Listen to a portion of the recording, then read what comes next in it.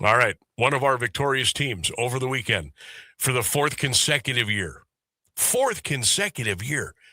Canton Central Catholic boys, district champs. They're headed to the regionals. Let's bring on the round ball coach at CCC, Matt Creamer, kind enough to spend some time with us here on this Monday afternoon. Coach C, good afternoon and congratulations. How are we doing? I can see you, Sam. That looks pretty good. You've got some green on, don't you? I figured, hey, you know what? We got two teams in. I'm wearing the green today, so that's exactly what I did. So I got a first look at the T-shirts last night online. I thought those were pretty cool, highlighting the 4 consecutive district championships. And Coach, we talked a couple times throughout the year, a couple times over at school before we would call a couple of your games. And the schedule was crazy. You set it up that way on purpose. And again, it paid dividends for you, didn't it? Well, I think so. I think the simple fact is, Sam, that's what we do. And yeah, a lot of people think I'm crazy for what I do, but I appreciate the fact that we're an independent. We're not in a conference. We don't have a league affiliation. We don't have to deal with playing a team twice in a year. And so I go out and get teams like McKinley and Massillon and Glen Oak, and I get Warren Harding and Fitch and Boardman, Akron, Hoban, and Akron St. Vincent St. Mary's. I mean, right there, that's enough to play most of the best teams in Northeast Ohio any year, let alone this year. So it kind of gets us ready. We don't see that type of athleticism, that type of quickness, that type of size from a lot of the teams that we play in a tournament. And when I went there, that's what when I've been there 13 years, that's what we've tried to do, and we've been successful at doing it. But our kids compete, Sam. They really compete, and that's my message to after the game when I was talking to the press and they asked questions. And I said, it's just a matter of competition. They go, you beat a 20-5 team, and here you sit with a record of 14-11 at the end, and now that team's 20-6. I said, yeah, but that's not what we do. We don't worry about trying to pad our record. I've never been one to pad my record. If I'd have done that, Sam, I'd have had 500 wins 5 or 6 years ago by padding my record. But we go out and play. I mean, and that's what I did at Massillon. Independent, you go play who you can. And I was pretty much an independent at Lima Senior after a few years. We were in the Greater Miami Conference, and that's like being an independent. But you play good programs. You learn from it. You're going to face adversity. You're going to face situations in the game where your kids have to learn to go above and beyond the excellence that they want. You have to go above and beyond the excellence that hurts. And so you gain that knowledge, you gain that strength, and you go out and compete. Coach, how do you strike that delicate balance? And I know how you really load up your schedule and you do it on purpose, and there's a reason why. How do you strike the balance of getting that schedule to get you completely prepared, but not to wear the kids out too much to where they maybe lose a little confidence? How do you strike that middle? Well, it's been that way for the last 13 years, and I think the kids expect it. It's the culture that we brought. Our coaches, we talk about toughness, and everybody thinks toughness is an overused word, but when I talk about toughness, it's, are you mentally tough? Are you physically tough? Are you emotionally, spiritually tough? And part of that is the way we coach. We get after them in practice and get after them in a game. And, if people saw us play the other night up at Firestone, there's a couple times I kind of hollowed out on the floor and pounded my fist in my hand because I wasn't happy with a couple things that we did. And the players understand that. Anytime we play, it's one possession at a time. I know it's highlighted in the tournament, but Sam, we play one possession at a time every game, and that's how we build. Defensively, in your tournament run, Berkshire, you give up 41. LeBray, you give up 42. Manchester, you give up 43. If you could, talk about what the kind of defense you guys have been playing. Well, we mix it up. We're a whole bag of tricks there because we're not real big, and we're not a real defiant group when it comes to letting people score to the hole and straight line drives. We have to do it by committee. So we end up playing all kinds of zone defenses. We've got, a 2-3 zone defense. We've got a thing we call 32. We have a fist defense, which is our press back. And, we've been able to do that throughout the year, change our press looks, change our defensive looks, both in full court, 3/4 court, half court. And when you do that, you're developing a pattern of what works for you. And there's been games where we played all man to man too. Don't get me wrong. And sometimes we stick with that, and sometimes it burns us, and sometimes we're able to get out of it and get into some other things. And I think that's one thing we do a decent job of, Sam. We do a decent job of trying to work on the game, and as it's being played out, we're not one to stick with just a game plan. We go through and we'll run everything on our game card, on our play sheet. So that's what we have to do.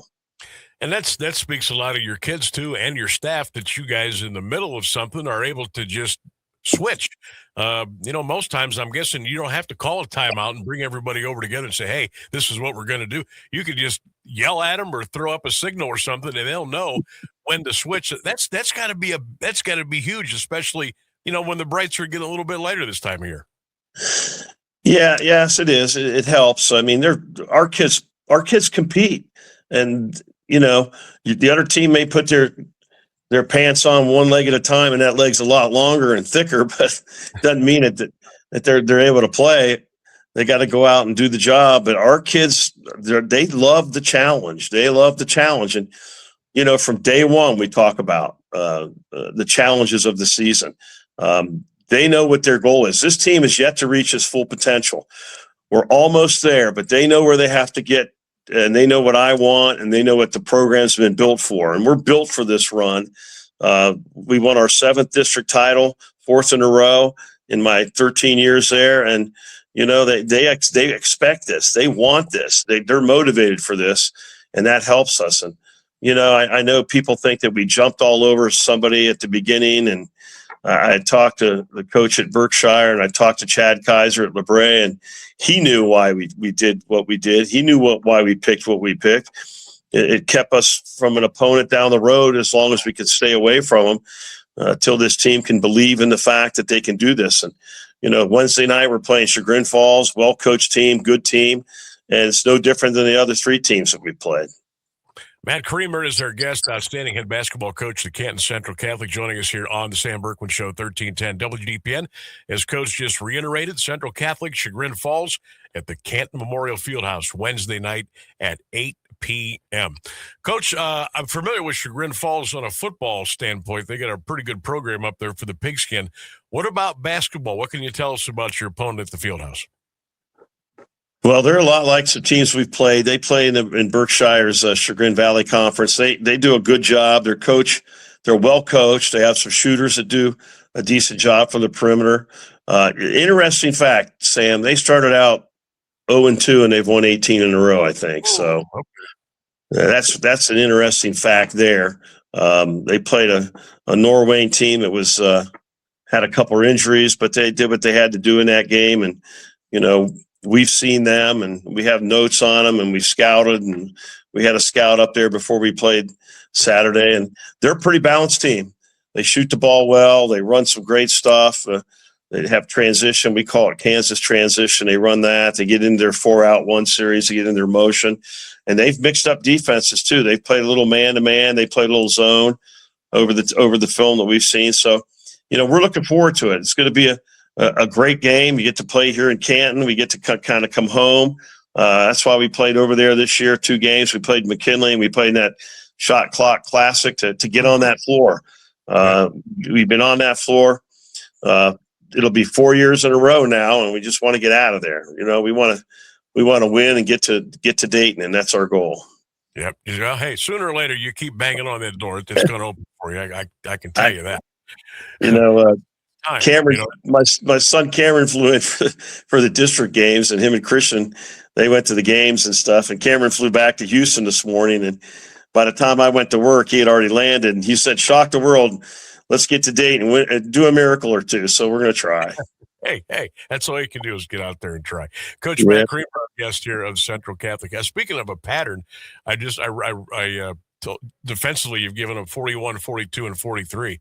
If you give up 44 on Wednesday, will that be enough for a win?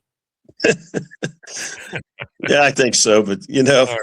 it's funny because I don't even look at their averages on max preps. We go in with our game plan. And Sam, what's a funny thing was we played Colonel Crawford at the Battle of Bourquin, and they're number 1 in Division 6, and we're a Division 5 school. Dave Shelton was telling me after the game, said, Matt, we watched 10 of your films.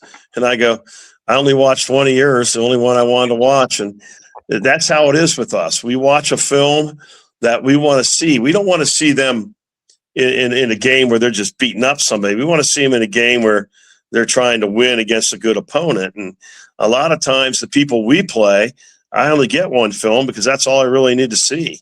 And he was kind of saying, I can't believe, we watched 10 films. And he said, how many films did you watch of us? And I kind of looked at him. I said, one. One. At this time of the year and throughout the year for us, Sam, I got to worry about what we do more than what the opponent does. Because if I worry about and I refine what we're doing, we're going to be better at it. And that's what we try to do. No doubt about it. Coach, obviously, you got some great kids. They buy in, they play hard. The effort is unbelievable. We got a couple of minutes here. Go ahead and shout out some of those young fellows and tell us about how they're playing for you here and what they mean to the program. Well, I think the biggest thing is that you said it right. They compete. They sell out for us. They believe in our mission. And I think that helps because their parents believe in that too. I'll tell you what, I get on them hard. You've seen me.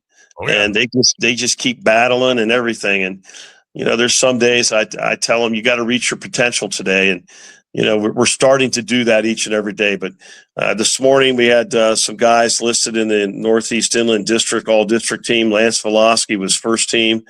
Jake Bowling was second team. And I guess Will Miner made honorable mention. And, part of that is it's just off your record. It's all the press and stuff. And those three guys have made some other all-star groups, and those will be announced here this week, probably District 4.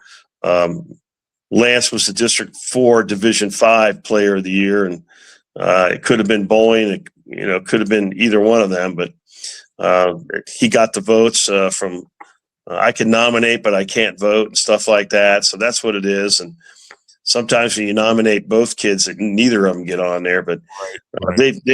They have been those three guys have really worked hard to get us to this point.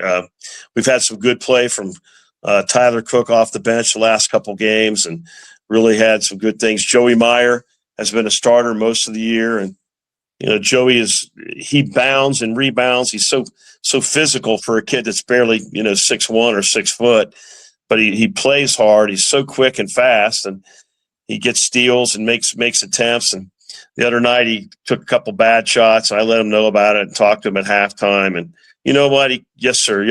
And he kept plugging away. And Max Fry's done a fabulous job since Dylan's been hurt, and he's our starting point guard the rest of the way. And Max is probably the most competitive kid we have. Everybody's pretty competitive.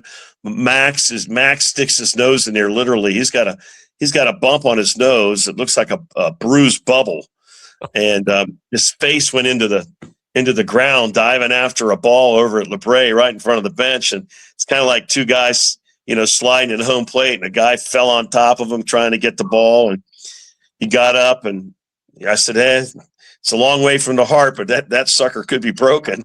And he says, I'm ready. Let's go. And his mom told me later that week, she was just glad it wasn't his teeth. And I was thinking, if he'd have lost a tooth, he looked like Jack Hughes. He wouldn't have got it fixed till after the season. That's right. Get out there and play, man. That's pretty scary when you smile at a guy and you're missing your teeth, your front teeth. Yeah. But he's been great. And Dylan Minnie, hopefully he's coming back this week. He sat out with his shoulder, and he's got a shoulder harness. He's had a little rotator cuff, and he's okay, and just kind of taking preventative stuff. He's had some therapy, so get him out some minutes. And all those guys, Will and Jake and Lance and Max and Dylan and Joey and Tyler, and then Mikey Bajornis has been coming off the bench as a sophomore, helping out. And Beckenbray and other sophomores come into some games. So, we're building some guys, getting them some minutes on the floor during some hot contested moments. So hopefully we can build and keep it going for next year as well. But can't complain. We've set out a goal every year to get to this regional and get through it. And so that's what we're trying to do. We're trying to get past Chagrin Falls and get to Saturday. It's a regional final. Well, it sounds like a plan. Coach, I'm going to be over in Worcester Wednesday doing the Massillon-Avon game. I'm going to shoot over to the field house as soon as I get done, and I'll be there to root you guys on. And if you win, when you win Wednesday, we'll have your game Saturday afternoon at the field house. And wish you nothing but the best. Don't let Silky keep you up too late Wednesday night if you guys win, and we'll see you at the field house. Maybe knock that door down, okay? I appreciate you, Sam. Thanks for everything. See ya. You got it. Matt Creamer, the outstanding head boys basketball coach at Canton Central Catholic, joining us here on the show, 1310 WDPN.